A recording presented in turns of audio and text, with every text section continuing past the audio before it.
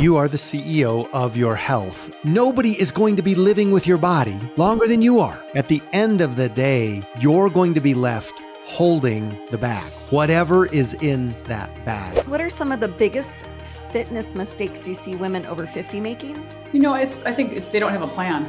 There's so much information out there. It's just like food, it's overwhelming. Where do I start? What do I do?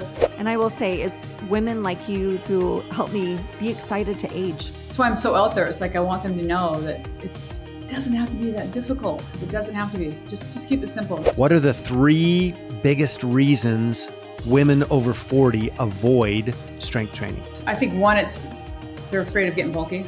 And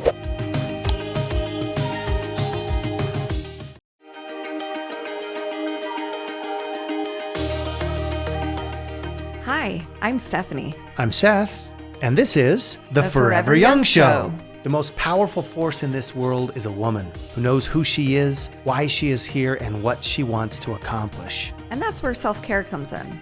As a woman, it is my opportunity and my responsibility to take care of me. Self-care for your mind. Self-care for your body. Self-care for your money. Our mission is to serve women as they fulfill their irreplaceable roles in families, society, business, the fabric of humanity. So let's get this show on the road. Dalyce is a 61-year-old wife, mom of 7, and fitness coach with over 30 years of experience. She helps women feel strong, confident, and energized, especially through the ups and downs of menopause and midlife. She's all about simple, effective workouts that actually fit into real life. I love that. Mm-hmm. Things that you can do at home without extremes and overwhelm. She believes in building strength, boosting energy, and creating habits that last.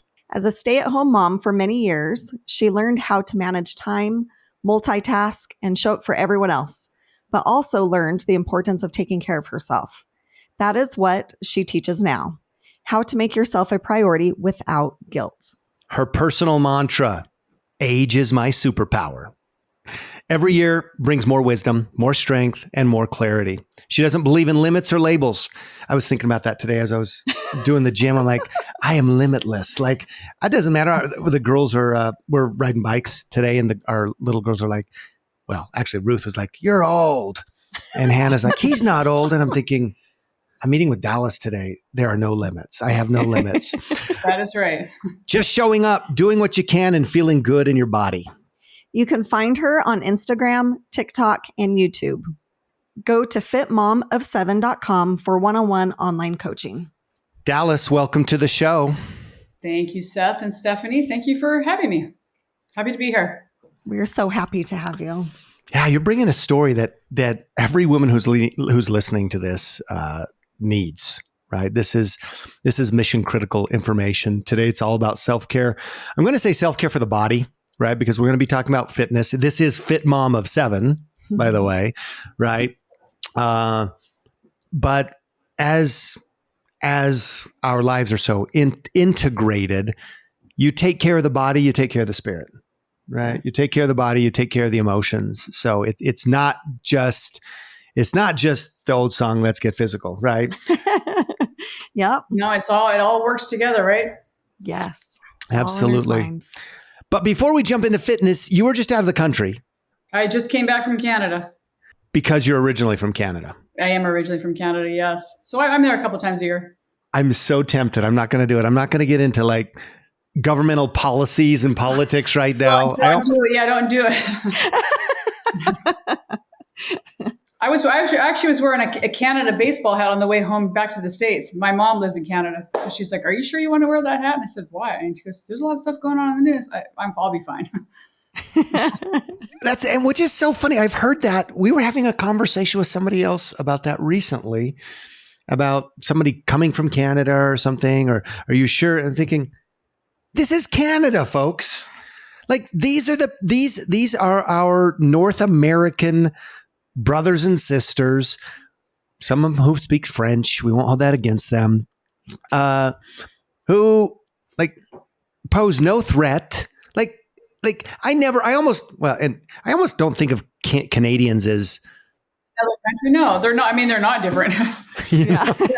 I mean, I have dual citizenship, so I'm Canadian and American, but I Yeah. was born in Canada, and almost all of my family, my relatives live in Canada. So yeah, I mean, I think a lot of people say Canadians are so much nicer. They're so nice, but I find there's nice people everywhere. That You is know? true. Yeah. That It is just very takes you back to true. that mindset. If you're looking for someone that's grumpy and not friendly, you're going to find him, right? But I think there's Mhm. everywhere I've been there, I've always run into nice people. So I totally agree. And maybe you're attracting it. Maybe you need to look in the mirror. Maybe you're the grumpy person, right? I yeah, mean, I that's agree. That's if you're putting it out there, you're going to find it, right? Yep. Yeah. Yep. Definitely. oh, love it. Awesome. Well, this is our signature question. Dalyce, what are you most passionate about right now, and what are you doing about it? And that's what we're going to dive in for the next Yeah. hour. Well, I mean, that's what you opened with. You're talking about health, and I mean, is there anything more important than our health? I think health is everything. Health is wealth. That's what true wealth is, especially as we age. When we're younger, we always think of money and things, and that's wealthy. But wealthy is your health, right? So I'm passionate about helping women, mainly 40 and above, who've lost their confidence or motivation.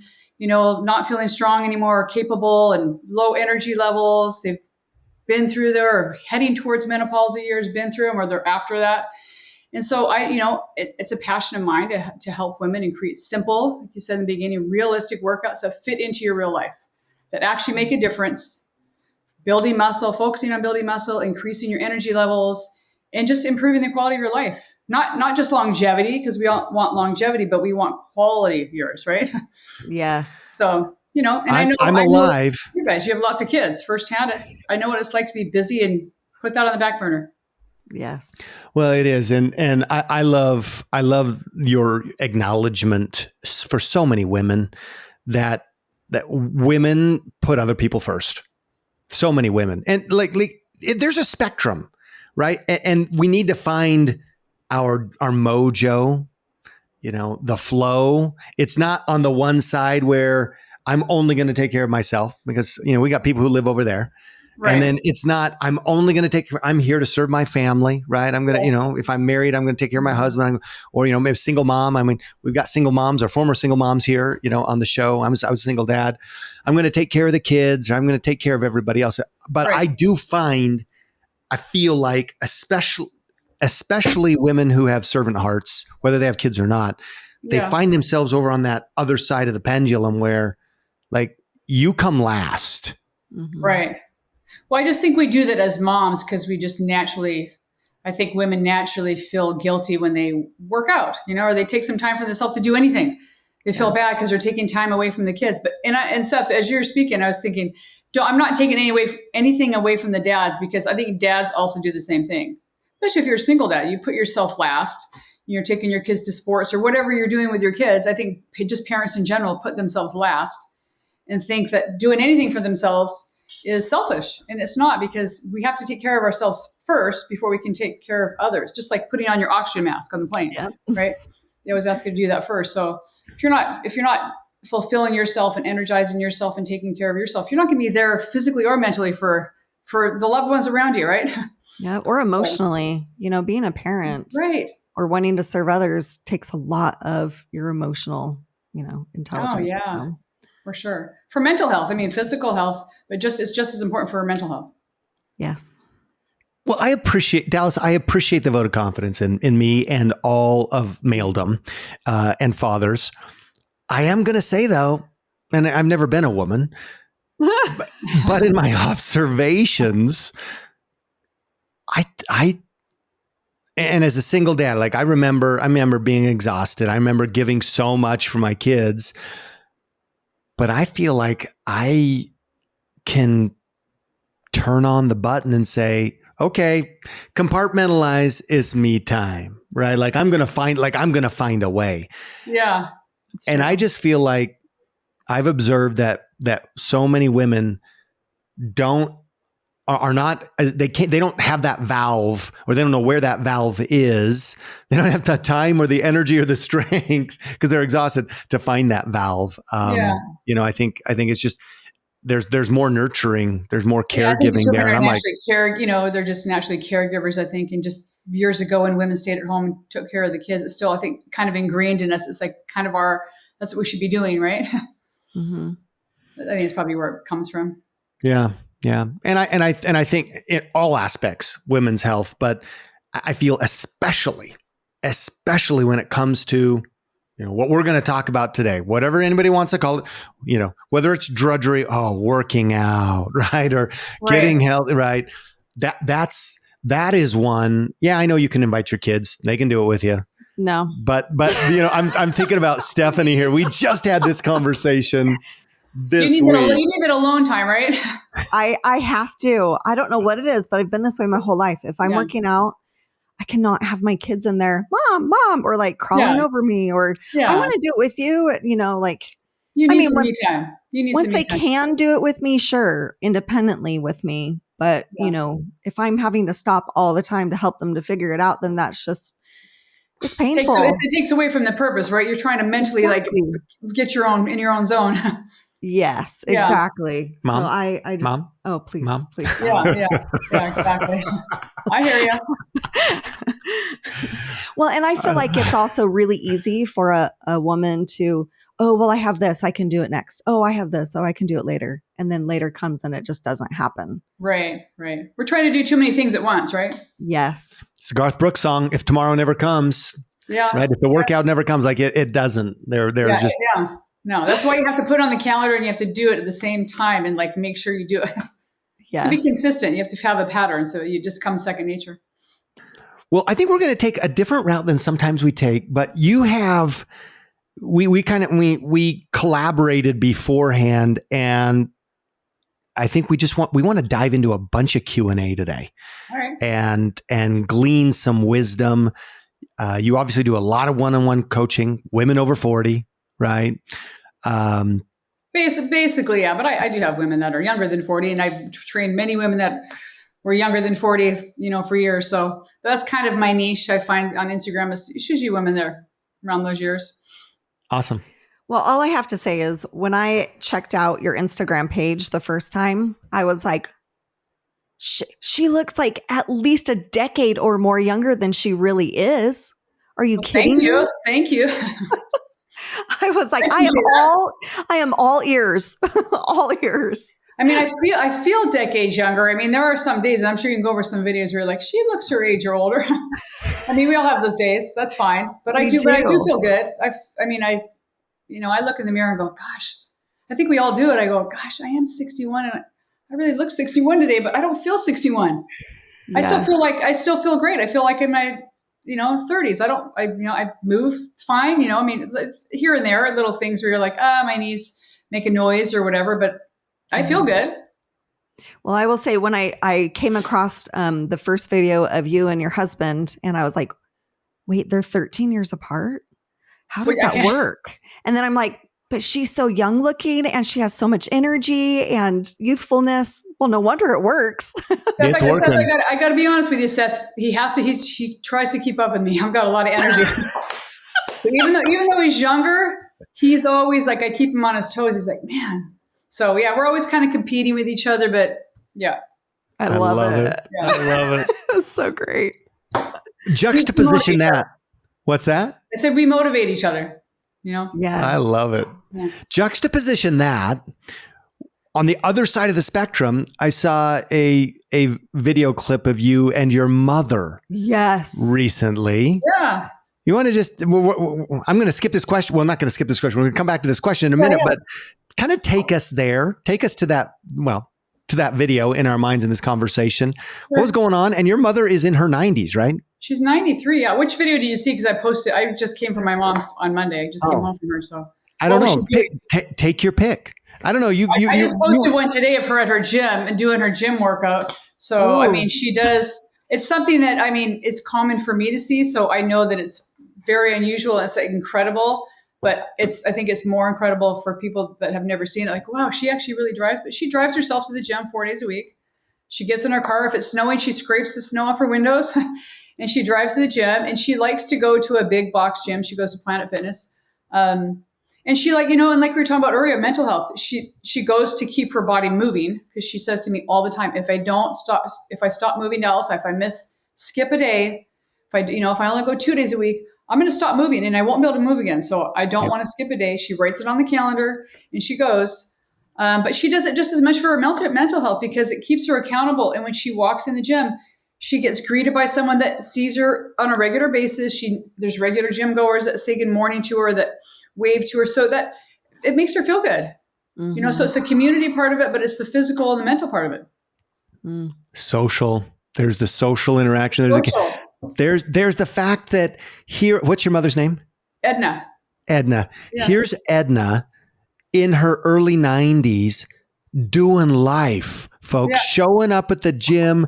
Okay, no excuses, right? There is no excuse because, I have a lot of questions. They're like, does your mom have any injuries? Does she hurt? How does she do that? She's, when we were talking about prescription drugs earlier, she's on 0 medications. She doesn't take anything. And she sees a doctor just for a routine physical once a year, unless she has any other issues, but she never does. She's got arthritis, but it doesn't stop her from doing things. People go, how does she's this and she's genetically, no, she has arthritis and it's not horrible, but she feels it in her knees and she feels it in her hands when she does certain things, opens jars and stuff. But she doesn't back off and say, I'm not going to do it because of, she just does it because she knows if she stops doing it, it's going to be harder to start back up.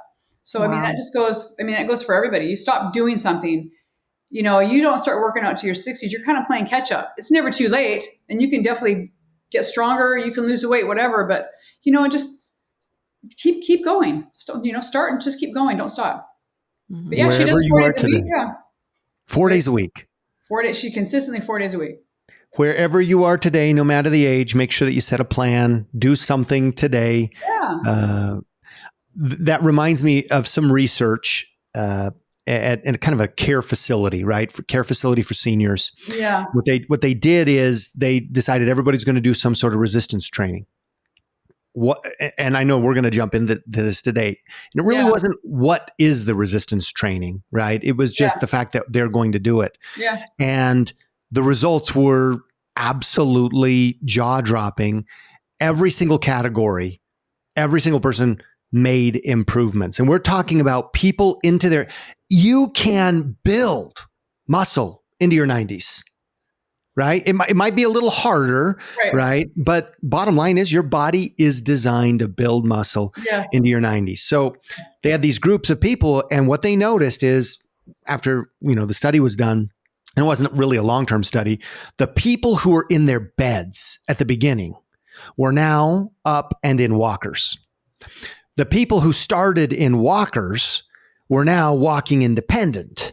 And the people who started off walking independent were walking faster or running. Yeah.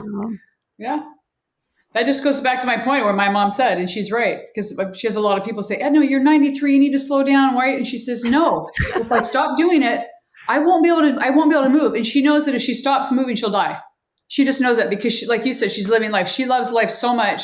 She wants to keep doing the things she loves. She loves to work in her garden. She likes to get in her car and drive herself to the grocery store. And if she were to lose her driver's license, the ability to drive herself somewhere, because she lives alone in her own house, or she has an apartment, but she lives on her own. She has no one to come and help her. If she lost that independence, she literally would probably not wake up one day. She probably just would will herself to die, because for her, that's living. She wants an independent life.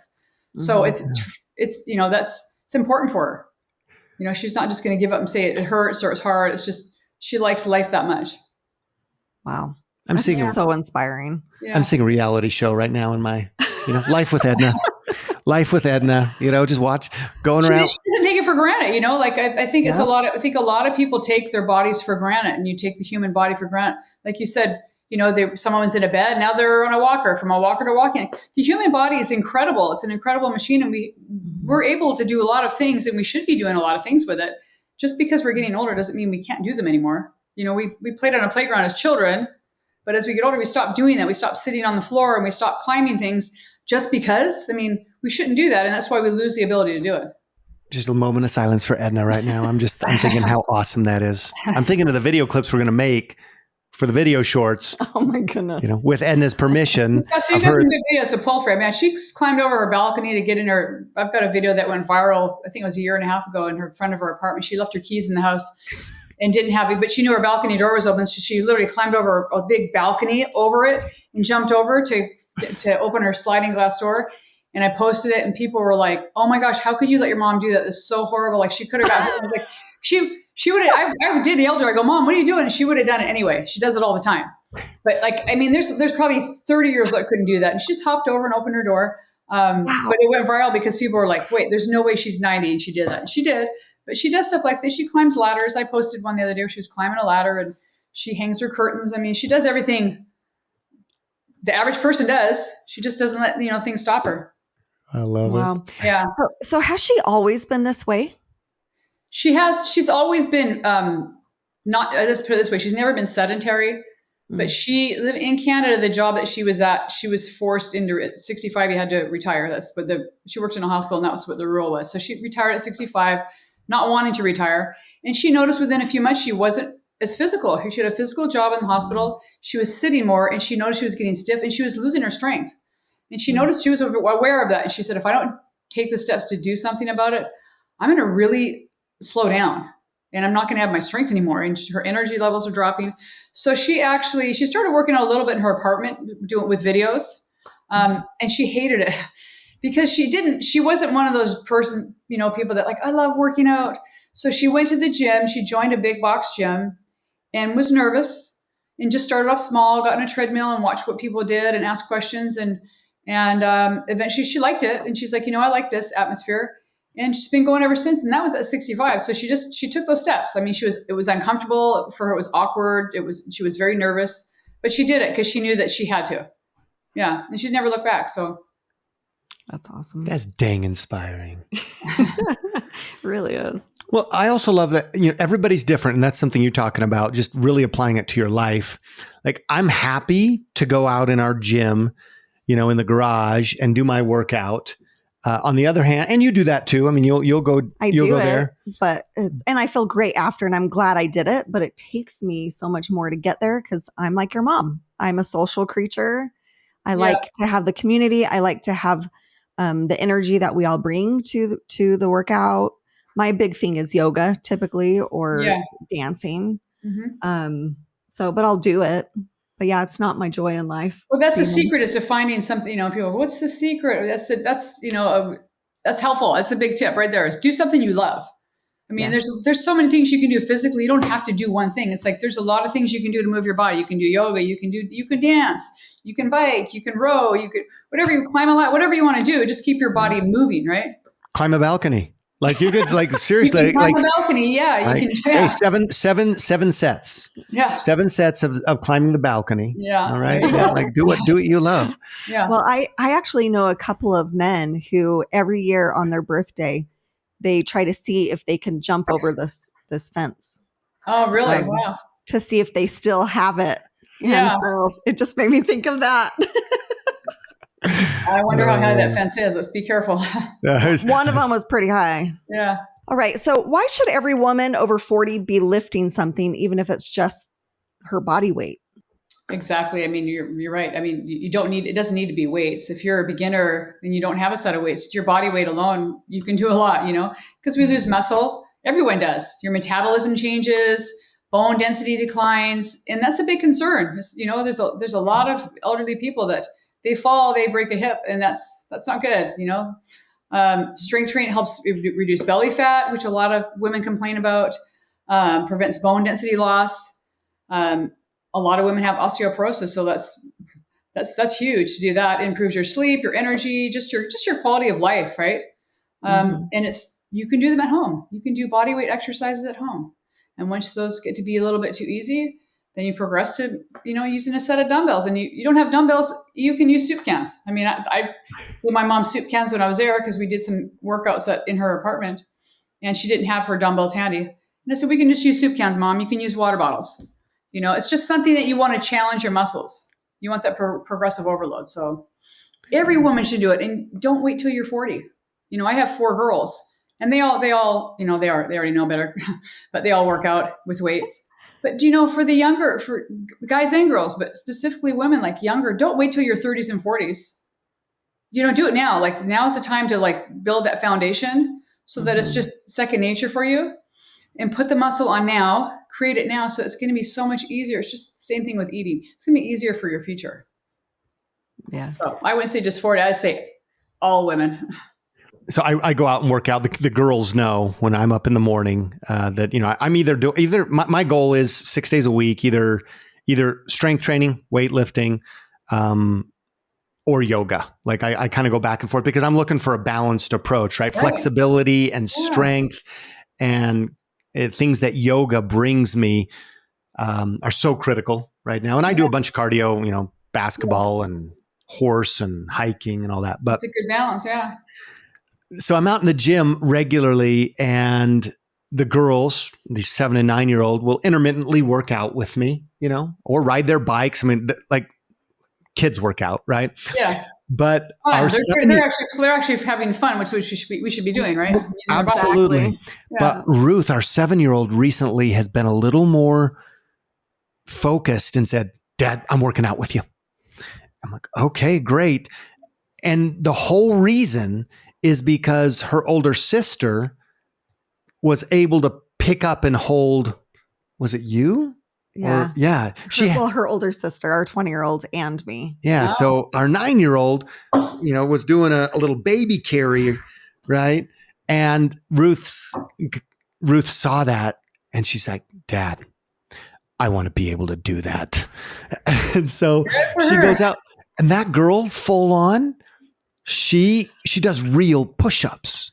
Like when I say real, she does push-ups, full plank push-ups. Incredible form. With incredible form. And I just think, oh, how awesome is this that, our passions for yoga or for movement or our bodies is something that we're seeing, right now. And we can see it throughout, all of our kids, because we've done, but I'm different. I'm a different dad. Like I'm a different dad than I was, long time ago when my oldest was 7, however many decades. You're setting an example. That's the power of example. We don't need to tell our kids. They always say, don't tell your kids things, just do it. They're watching you, whether you tell them you're doing yoga or not, or you're doing your strength workout, whatever you're doing, they're watching you do it. And over time, I think just them seeing that makes them, they want to do that. Yes. And that's great. Absolutely. Absolutely. So many women over 40 feel overwhelmed trying to get back into fitness. Mm-hmm. What's your best advice for getting started and actually sticking with it? Set realistic goals, because what worked for you at 30 or in your 20s may not be working out, probably isn't working out. I've switched my workouts over the years too. I just be super focused on cardio because that's what everyone did was cardio, step aerobics, cardio. But now we know that building muscle is so important. If you find something, like we just said, if you find something you love, you're going to stick to it, right? Keep it simple workouts, just like with simple nutrition, create simple habits. So just keep it simple. It doesn't have to be complicated.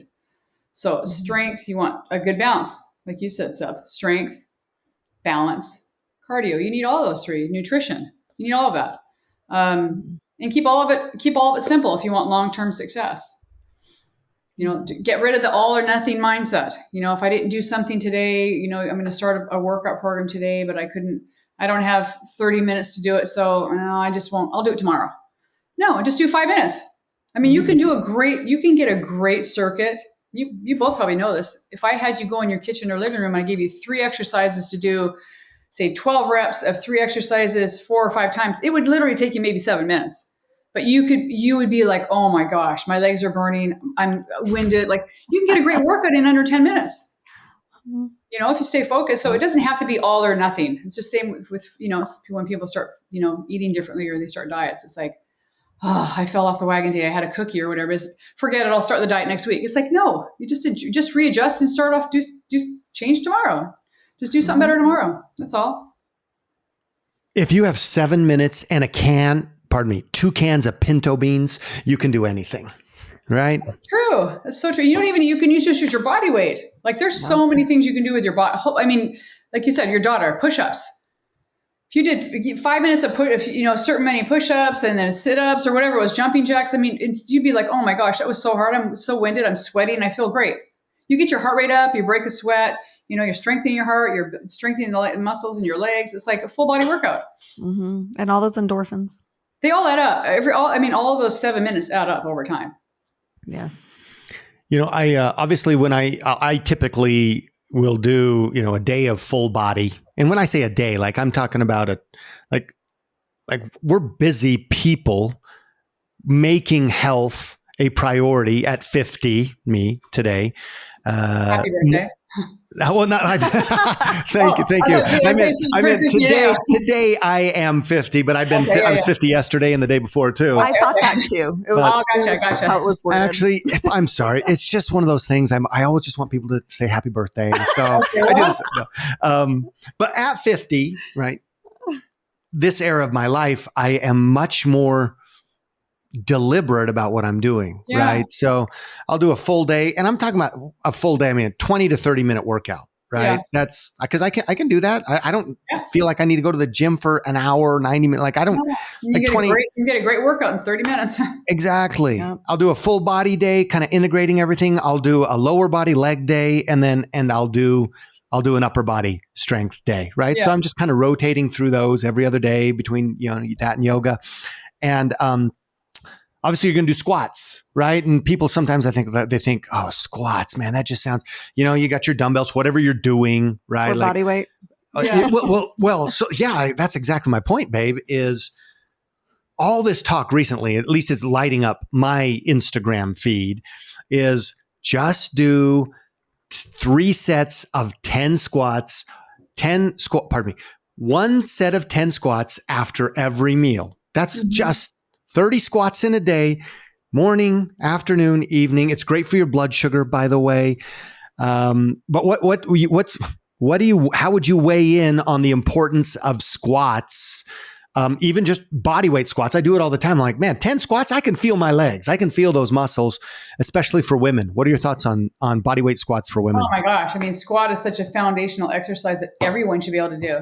I mean, think about that. We do that all day long, sitting in our cars, sitting on a chair, sitting on a toilet. I mean, who wants to lose the ability to do that?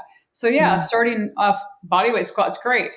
If you need assisted in holding onto the side of a chair or counter, because a lot of people have a difficult time doing a squat and getting in and out of a chair.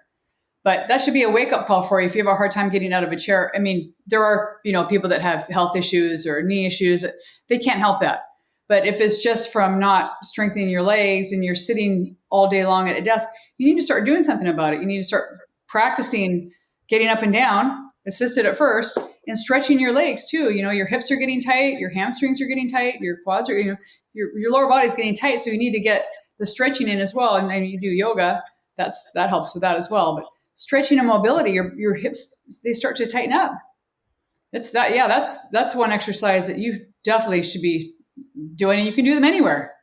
You can do them while you're watching TV. People that, have excuse like, they're on the couch watching TV. Every commercial, get up and do, up and down in your couch on a stool. Yeah. And then progress, because you want to, you need to have that progressive overload to strengthen your legs over time. If you're doing squats and you're like, I can do these and I have good form, then add some weight to it. And like I said earlier, you can add a jug of water, you can hold some soup cans. And then when that gets easy, then maybe invest in a set of dumbbells. 3 crumble cookies, do a squat, take a bite. No. It's gonna be more than a squat for crumble cookies. I can tell you that much. How many calories are in a crumble cookie? My daughter is actually a fanatic. She just loves the crumble. She just likes to look at their menu. She talked about them yesterday, and she's actually a baker, and she actually made a knockoff crumble cookie last night at home, like a healthier version. But I honestly think that one crumble cookie is insane. It was like, don't quote me, but it was between 7 and 1,000 calories for like one cookie. It was something crazy. So much. Yeah. Wow. All sugar, all fat, all chemicals. Yes. Well, you got your daily dose of glyphosate in the flour. Are you sure it's only daily? I mean, it's amazing. You have one bite and you're like, you do get addicted. You take a bite, you go, oh my gosh, and you want to eat the whole thing, right? You're hooked on it. But I will say though, like the more I focus on my health and the healthier I'm eating and just working out and doing all the things. I remember getting some cookies and saving them for a little while. I put them in the freezer and then I got them out and I tried them and they literally tasted like chemicals to me. Really? So it's interesting because the more you eat, the more often you eat healthy and have that, you work out and you're like, I put a good workout in. You do look at food differently. Mm-hmm. It's a mindset you do. You look at, you Yes. go, I know a crumble cookie is going to taste good or whatever it is you're eating. It's going to take you, 30 seconds to eat it. But in that 30 seconds, you're like, I worked out so hard and I know what's in it. It's not going to make me feel good after. It's like a whole mental thing. So I'm not going to eat it.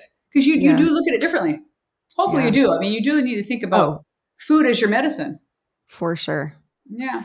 For sure. And, not only do the cookies taste differently, but, fruits and vegetables and protein taste better to me. Yeah, you're right. Have more flavor and you're right.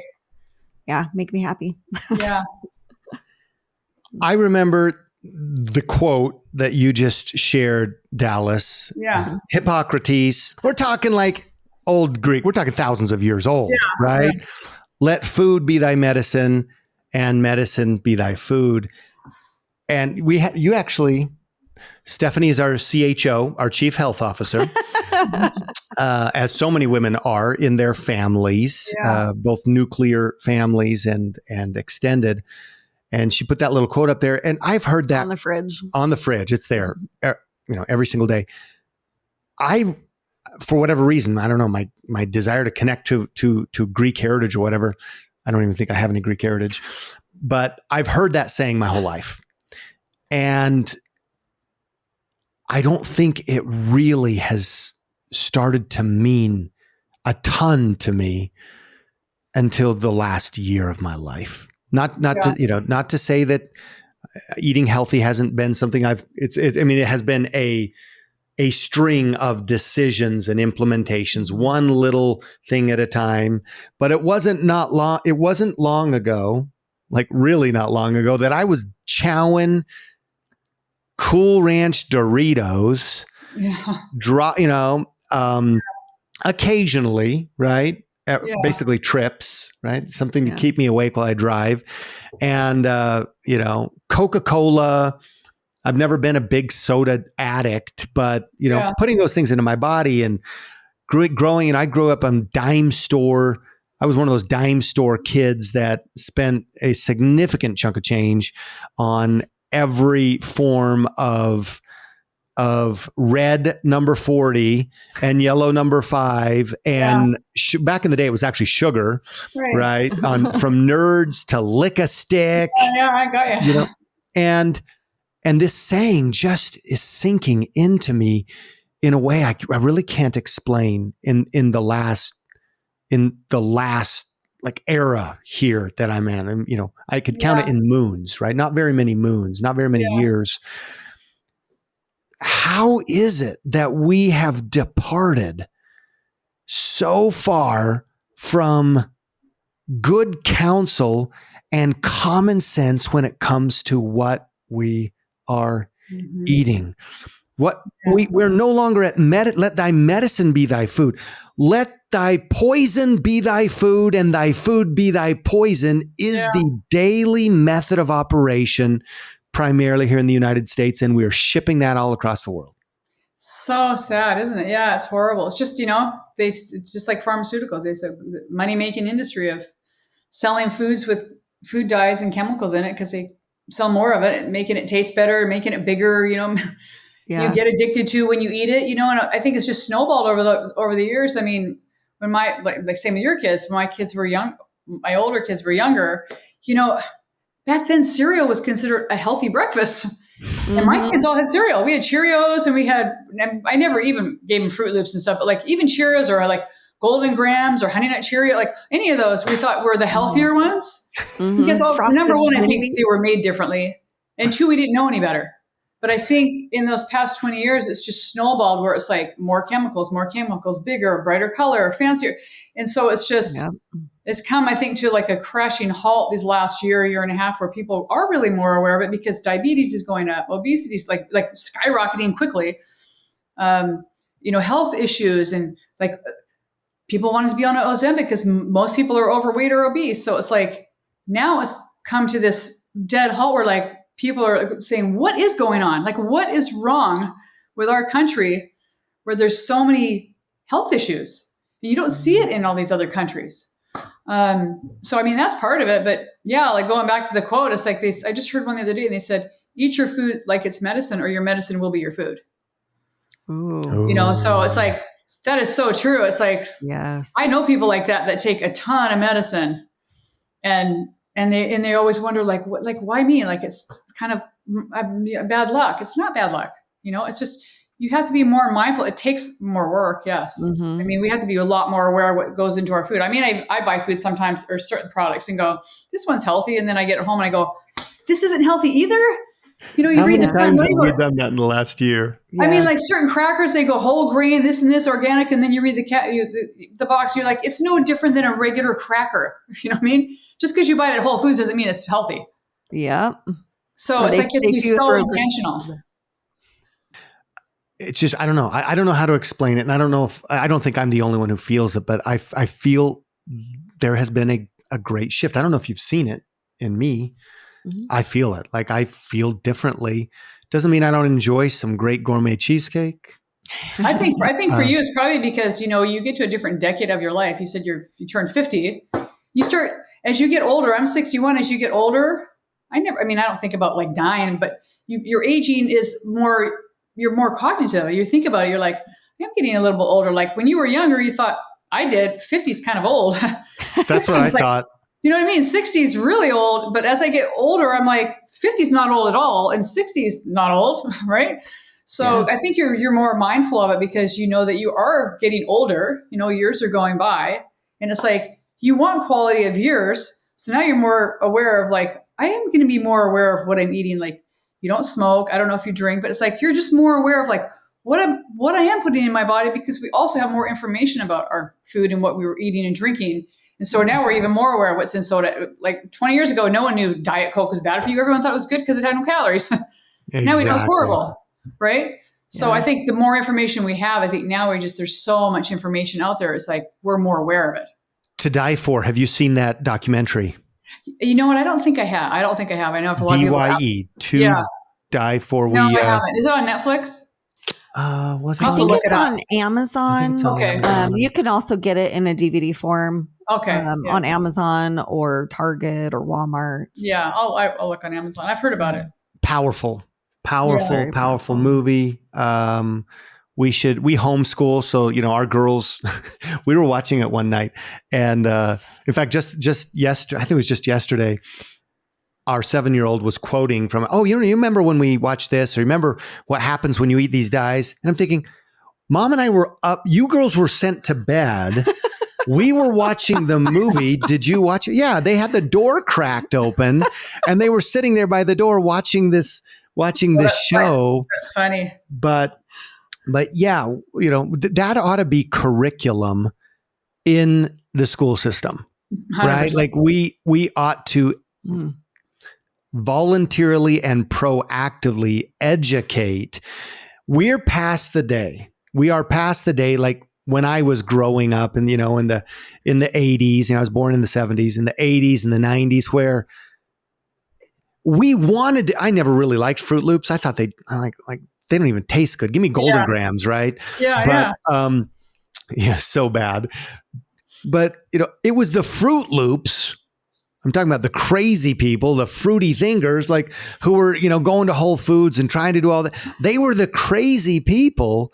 But today it is becoming more mainstream to actually care what you put into your body and how you take care of your body, because we're seeing the fulfillment of the prophecy that was written on the wall, right? Like back when we just talked about it was one thing, but now we're seeing people who are literally, it's the modern plagues, right? It's the modern plagues that we're actually living through. And like, wait a second, is there a connection to what I'm eating, and how I'm feeling?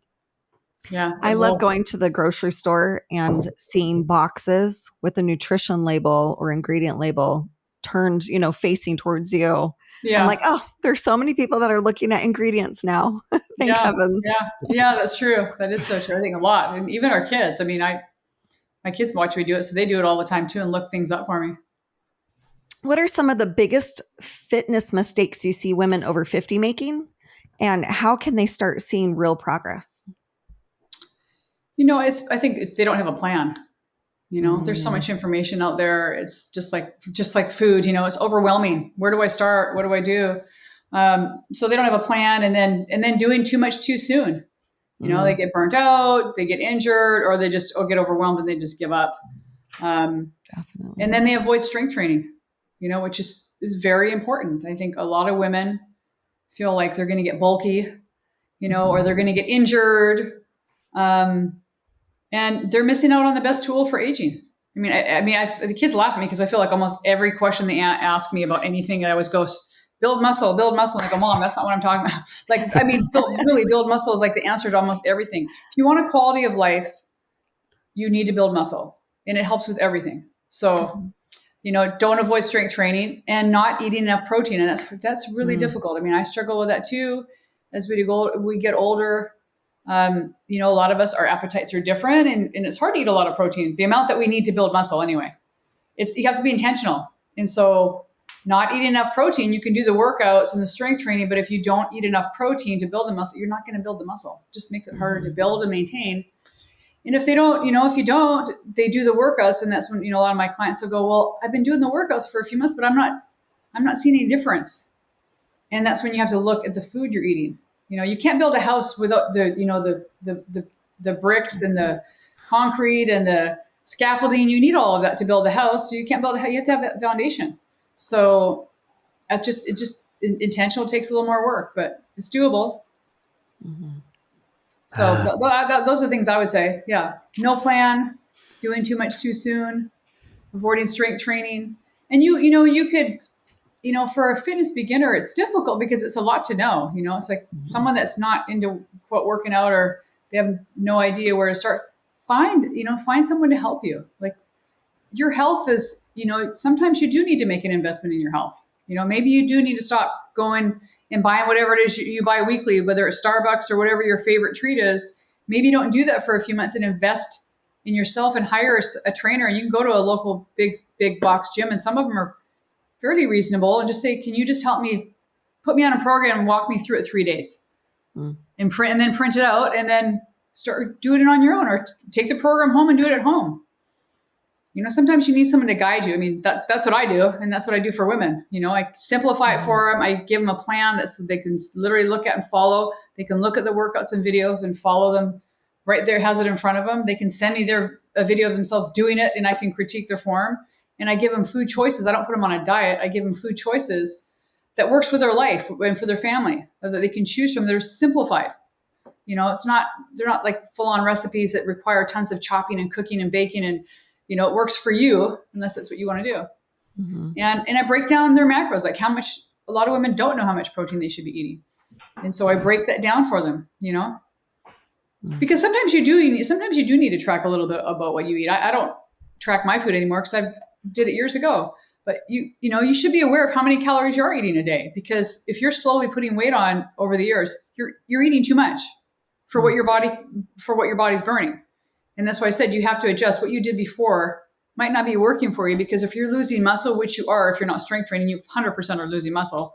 And say you're someone 50 and you haven't worked out, and from 30 to 50, 35 to 50, that's 15 years. You lose 1% of your muscle a year. So that's 15 pounds. That could be 15 pounds of muscle that you've lost. So your metabolism now dropped. So you can't eat as much as you did in your 20s or 30s.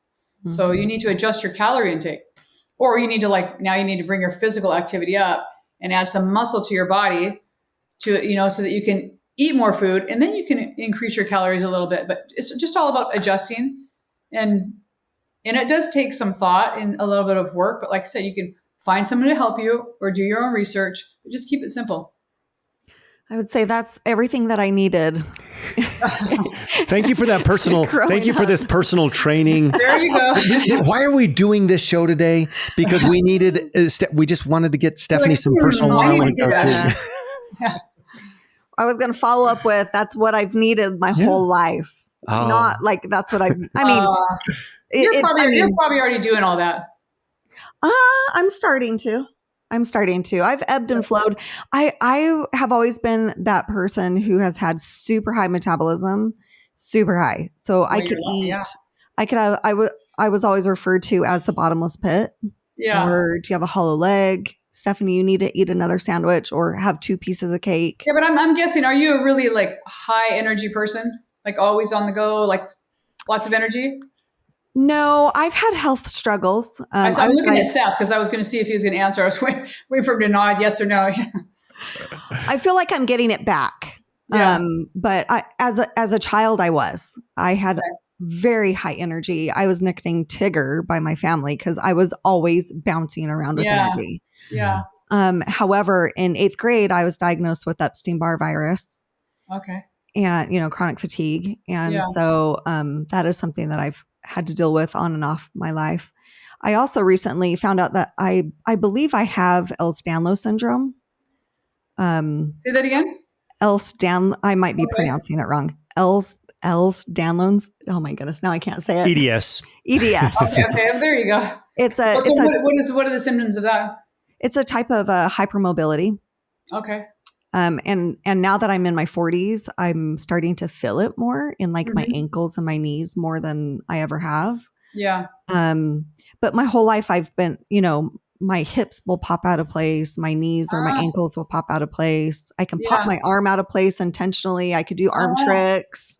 Do you notice it? Do you notice that it helps you or it works against you when you do yoga?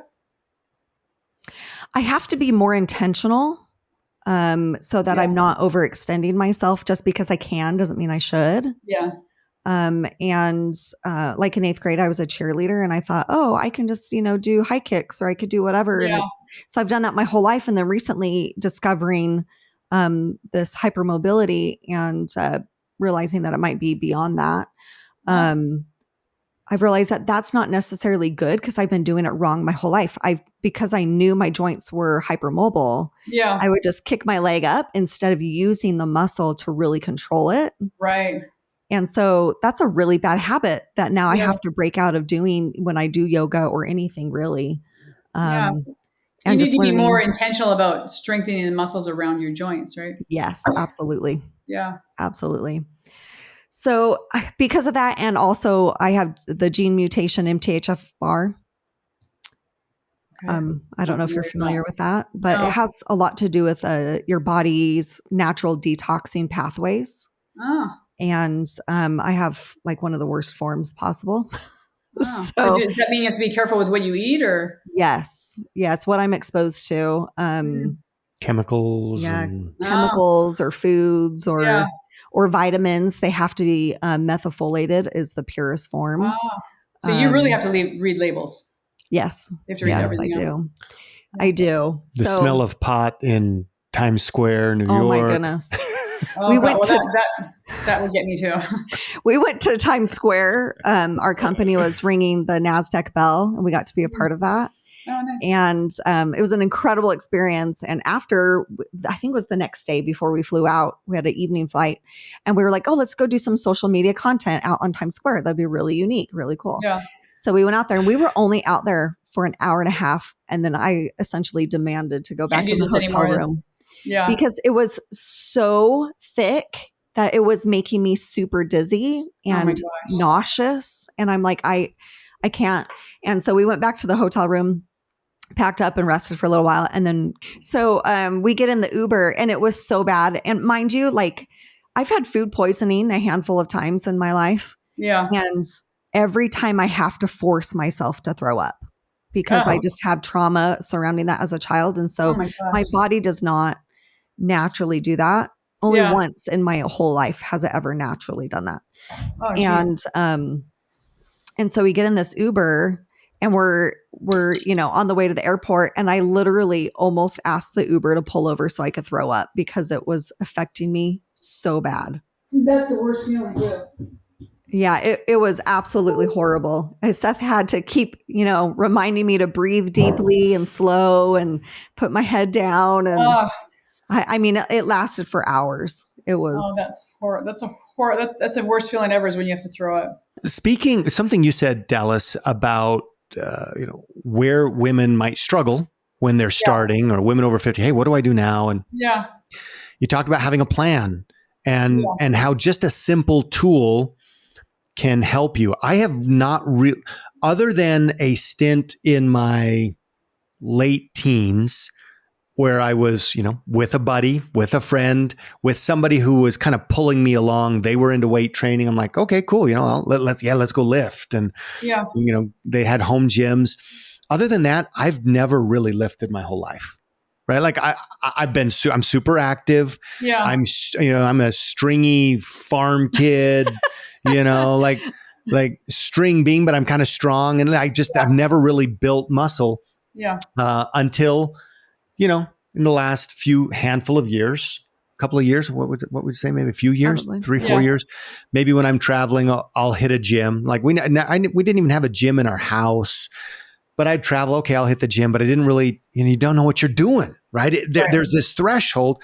Right. We had a good friend of ours, Mary Lynn, said, "Hey, I use this particular app," and so I downloaded it. I just immediately downloaded it. Yeah. And it was just a very simple. Like I can just testify to the power of having a simple tool that could be a friend. A friend can be a tool, right? Yeah. But a simple tool that I could punch in. Here's me, dun dun dun dun. Here's what I want. I think, dun dun dun dun, and voila.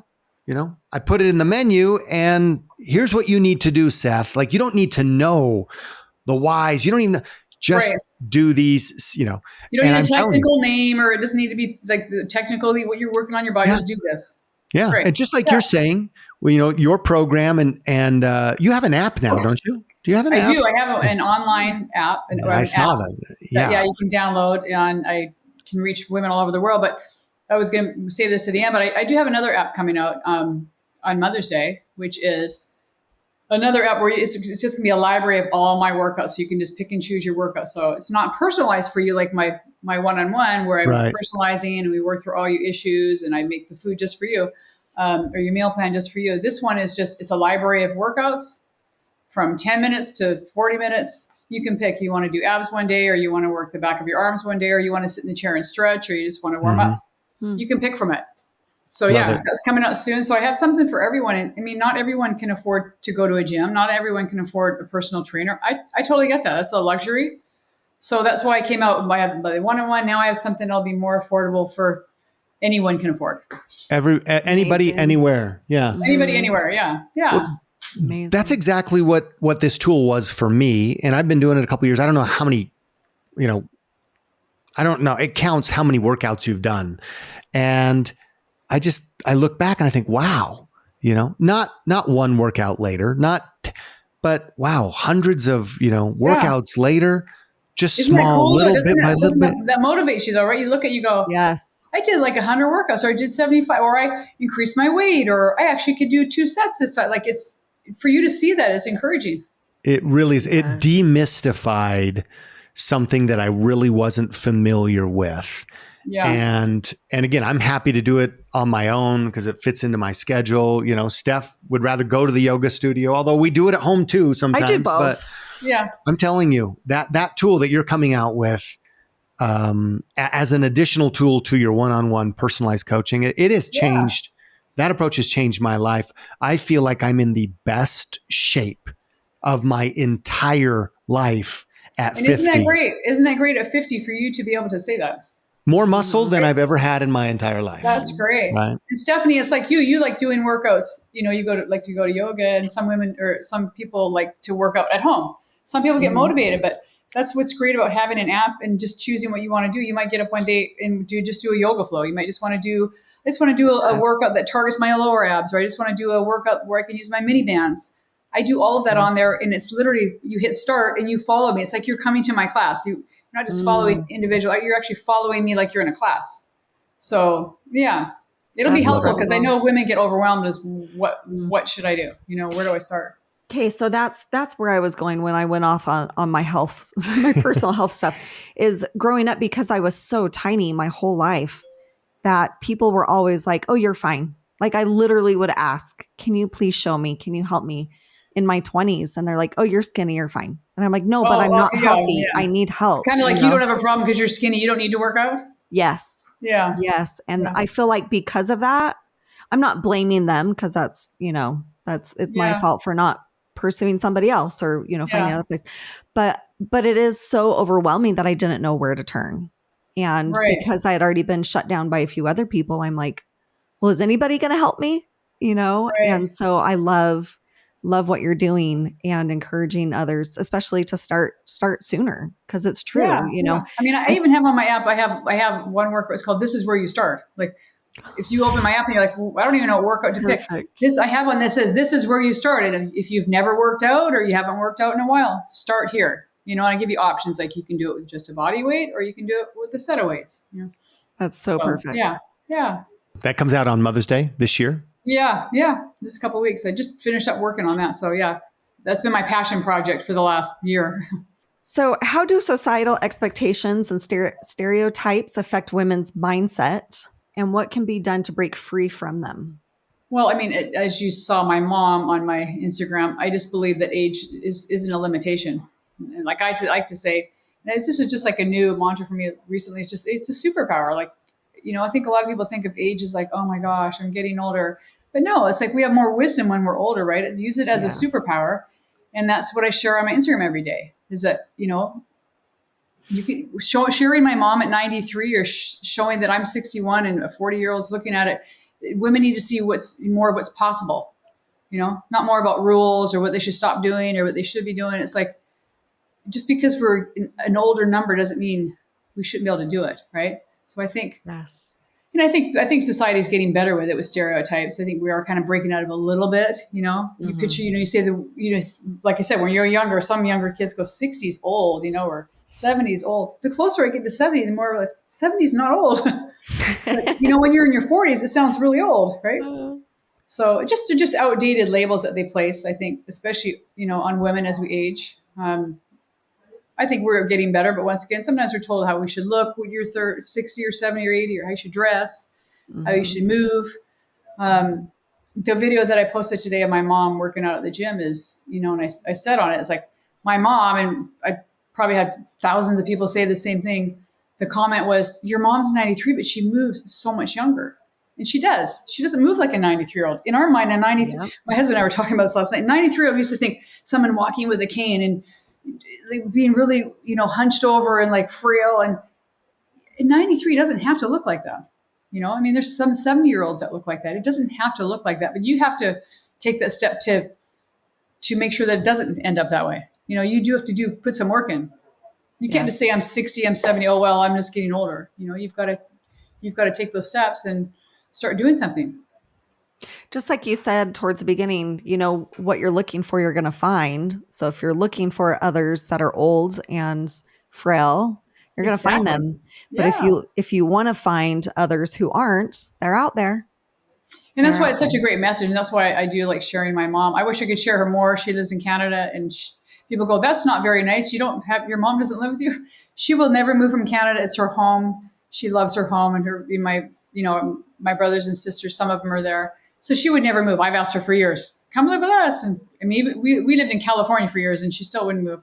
But that's why I like to share her on Instagram, is because it's so powerful to see someone at 93. And I don't take it for granted, but I'm so used to seeing her being like that, is that someone moving at 93, the way she moves, I mean, she can sit down on the floor and get up. I mean, she can, she drives, she climbs on. I mean, just because you're 93 doesn't mean you can't do it. So you need to get that out of your mind, and stop using that all or nothing mindset of, well, I'm 70 now, so those days are gone. No, they don't have to be. I mean, but like you said, it's the power of the mind. If you tell yourself that, they will be gone. Mm-hmm. Right? I mean, if you're overweight and you're like, I'm just, you hear I'm just big boned or it's genetic. If you tell yourself that, then that's how you're going to live. You need to get out of that mindset. You can change. You can make changes. I know you already answered this in part, but I want to, because it was part of another conversation or discussion thread, I want to just straight up ask you this question kind of as a soundbite. And that is, what are the 3 biggest reasons women over 40 avoid strength training? I think one, they're afraid of getting bulky. And even though you can read it and they've heard it a million times, I mean, I taught spinning classes for years and I still would hear that from women. I feel like doing spinning, I'm getting big and my legs are getting bigger. It's just a myth, I mean, you're going to grow up. If you grow muscle, you are going to get bigger, but if you don't shed the body fat over the muscle, you might look bulkier. But then that's why you adjust your eating, so it's that. And maybe I think afraid of getting hurt. Mm. And I just think we hear a lot of excuses. It's just, I don't have time. I just don't have the time. I'm really busy. I work 2 jobs and I empathize with women or anyone that works, full time or is a single mom. I honestly don't know how I've never been a single mom. And so, I mean, this is my second husband, so there's a very short period, but I've never considered myself a single mom. So I empathize. I don't know how single women do it. So I do understand that, but you have to make time for yourself. And we have cell phones now. And I just think that the majority of people that have a cell phone are at least on it scrolling you can't tell me you're not scrolling for at least 15 minutes, just looking at something that you probably don't have to be looking at. So I think you just need to make the time. Mm-hmm. You have to make the time. You have to prioritize. You have to ask yourself, how important is your health? You have to make it a priority, and then just do it. So, yes. I think it's like I said, I think it's afraid of getting bulky, not having time. It's making excuses and not knowing where to start. They just don't know where to start. It's like they want to do it, but they're not in the fitness world, and there's so much information out there. You get on Instagram or TikTok, it's like, oh my God, there's like a million fitness people and a million videos and a million exercises. It's just like food. What do I do? Where do I start? It's overwhelming, so they don't know where to start. Absolutely. Yeah. So what have been some of the most defining experiences in your life, and what experiences have defined your character and tested your capacity?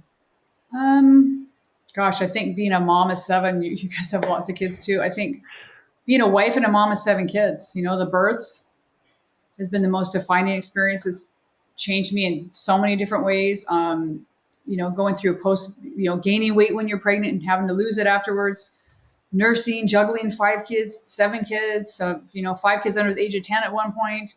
All of those years tested my patience, energy, all of that. Learning how to multitask, learning how to make time for myself. And I think the most important thing is how to take care of yourself when you are busy, and whether you have 1 kid or no kids, you have dogs, whatever it is. I mean, everyone's busy. Everyone is busy. I think, you hear women that say, I don't know how you do it with 7 kids. I only have 1 kid or 2 kids. When I had 1 child, my first baby, I felt like I was, I think, as overwhelmed as I did at 7, because I grew into 7 kids. I've learned over the years, but I felt just as overwhelmed with 1. So I think any amount of kids is overwhelming. And I just think life today is overwhelming, and everyone is very busy, and there's so many distractions with, cell phones and social media and stuff. I think you just have to ask yourself, what's the most important thing? You have to put your health first. You have to think of the future. Like, what do you want your future years to look like? And then start from there. And you have to put that time aside. So I don't know if I asked you your question, but I think you said, what defined my character and what defining experience? It's the 7 kids. I think the 7 kids, Seth, you said as you get older, I think you start thinking more about your health. And that's what my 7 kids did for me, is just being pregnant and being more intentional about what I eat, what you're putting in your body, because you're creating another human. And I had to do this 7 times, and then, gaining the weight and then having to take the weight off, but trying to do it healthy, how can I keep my energy level so I can take care of 5 kids, having all these little kids at home, like all of that stuff. That's probably what defined me. I'd say motherhood and babies defined everything in my life. Yeah, absolutely. Definitely changes you. Yeah. Or I should say, it gives you an opportunity to change. Yeah. And prioritize yourself. And it does make you change. You do prioritize. You do change your priorities for sure when you have kids. So how can women advocate for their own health and navigate the healthcare system effectively? I think they need to speak up. When you go in your doctor's office or anything for your health care, just ask questions. I mean, you have to be an advocate for your own health, because you know your body best. And I don't think anyone's going to take it as serious or do as much investigating as you would, so I just think that you need to speak up. Don't be afraid to ask questions. Don't be afraid to get a second opinion. I mean, I've been at doctors before where I'm like, no, you leave and you go, okay. And then I go, no, get a second or third opinion, I would say. Yes. I mean, I hear stories all the time. I just was listening to one today. Actually, it was Dolph Lundgren. he was on a podcast, and he was diagnosed with cancer a few years ago. And the first doctor told him he had 3 years left to live. And then he met a doctor through a friend that said, come in and I want to check you out. And she checked him out and did all these other tests. And she said, no, you've been misdiagnosed. We need to do something different. And she gave him all this stuff to go through. And this is like 10 years later now. He's not alive. So I think you need to get a second opinion, sometimes a third opinion. Keep track of your symptoms, always keep notes on your health and your appointments, like just always taking notes so you lose track of things that have happened in the past. Like, did I feel this way, or what did the doctor tell me? So take notes and trust your instincts, because like I said, your body best, right? No one knows your body like you. And I always feel like gut instinct is usually right. If you feel like something's off or something's not right, don't put it off. Check it out. Yes. I can't remember the full details, but I just remember when my cousin was young, and I think she was a teenager, and she had some pain, and she went to the doctor, and they did testing, and they're like, oh, she's fine. Just, take her home, let her. And my aunt, her mom, was like, she is absolutely not okay. And there is something wrong. We need to figure it out. And the doctor was just like, no, she's good. Go home. So instead of going home, she took her to a different doctor and ended up finding out that I think it was her appendix burst. And she ended up having to have surgery. And if her mom didn't listen to her child and her gut saying something is terribly wrong right now, it could have killed her. Yeah. I think we all have heard of someone that has some kind of a medical story, right? They're like, they were misdiagnosed, or they didn't go, and they should have gone to see a doctor and they waited too long, whatever that is. I mean, doctors only have so many minutes to give you now because they're so overworked, right? It's not, in defense of them, they don't have enough time with you. I feel like anytime I've been to the doctor, I always see someone different. So a lot of times you don't develop a relationship with a doctor that knows you well enough. Yes. So I think you need to listen to your own body and do your own investigating and just, push, advocate for yourself. You are the CEO of your health. And something you said, Dalyce, that really just sparked this idea. And I can't remember if you said this exactly or if it's just the idea that sparked in my head. But listen, nobody is going to be living with your body longer than you are. So this idea that we're paralyzed by fear or ignorance because somebody is in a white coat, and we have so many wonderful, very capable healthcare practitioners. But like you said, even the best of them, well, not even the best of them, none of them, even including the best of them, are going to live with your body as long as you're going to live with your body. So at the end of the day, you're going to be left holding the bag, whatever is in that bag. And that alone is your prerogative, your invitation to say, I need a second opinion. I need a 20-second opinion. I need to follow my intuition. Right. And I mean, I think it's even now you're women, or you hear it all the time on the internet. Stephanie's women talking about hormones, right? And they, some women will see a doctor and they go, oh, you're fine, whatever they're telling them. And the woman knows, no, I'm not. I know that I never had the symptoms before. Now I do, and I don't feel good. And they're like, no, you're fine.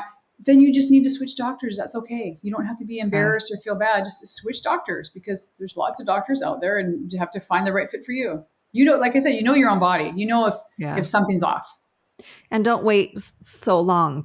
Right. I'm saying that from my own experience. Yeah. From the last 5-10 years of going to one doctor and getting a full panel done, and nope, everything's, in the green. We're good to go. I don't know what to tell you. And this was a natural doctor, and typically they're a little more honed in on that sometimes. Yeah. And so I just took it for her word instead of going and getting a second opinion saying, no, something is wrong. Right. I can tell it's off, and waiting a few years to see a different doctor. That's like, oh no, things are off.